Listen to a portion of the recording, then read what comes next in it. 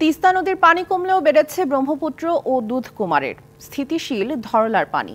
নীলফামারী ও রংপুরে বন্যা পরিস্থিতির উন্নতি হলেও এখনও ভোগান্তিতে লালমনিরহাট কুড়িগ্রামের নদী পাড়ের মানুষ। আগাম জাতের আমন ধান ও সবজি ক্ষেত ডুবে যাওয়ায় দুশ্চিন্তায় কৃষকরা। দেখা দিয়েছে ভাঙন আতঙ্ক।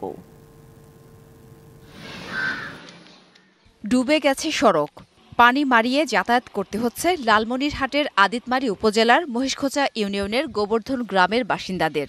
একই চিত্র সদরের রাজপুর ও আদিতমারীর আরও কয়েকটি গ্রামের।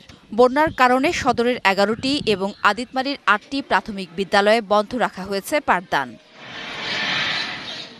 সোমবার রাত থেকে তিস্তার পানি কমতে শুরু করলেও এখনও অনেকে ফিরতে পারেননি ঘরবাড়িতে।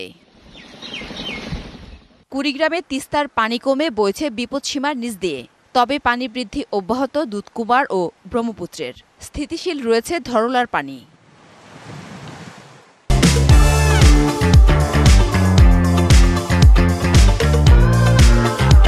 একদিকে চর ও নিচু এলাকার ঘরবাড়ি থেকে পানি না নামার দুর্ভোগ, অন্যদিকে নদী ভাঙনে দিশেহারা মানুষ।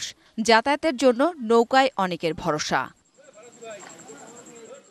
আগাম আধা পাকা পাকা আমন ধান তলিয়ে যাওয়ায় দুশ্চিন্তায় কৃষক। শঙ্কা বিভিন্ন ধরনের সবজি ক্ষেত নিয়েও। হঠাৎ করে পানি আসছে, এরকম সময় তো পানি আসে না, অনেক ক্ষতি হচ্ছে। তো টিউবওয়েলে ভরে পানি, কোনো পানি খাওয়ার মতন বুদ্ধি নাই। এই অবস্থা যদি পানি কমে যায় তো তাহলে ফসল কিছু থাকতো, আরো যদি বেশি হয়, আরো বেশি দিন থাকে তো ফসল বাকিটুকু নষ্ট হয়ে যাবে। রংপুরে তিস্তার পানি কমে যাওয়ায় ঘরবাড়িতে ফিরতে শুরু করেছেন মানুষ।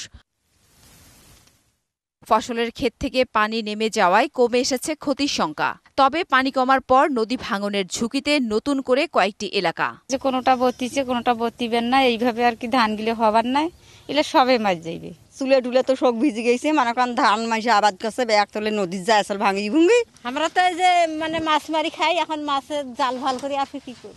আগামী 3 দিন তিস্তা, ব্রহ্মপুত্র, ধরলা, দুধকুমার, ঘাঘট নদীর পানি কমতে পারে বলে জানিয়েছে আবহাওয়া পূর্বাভাস ও সতর্কীকরণ কেন্দ্র। জান্নাত সাথী, ডিবিসি নিউজ ডেস্ক।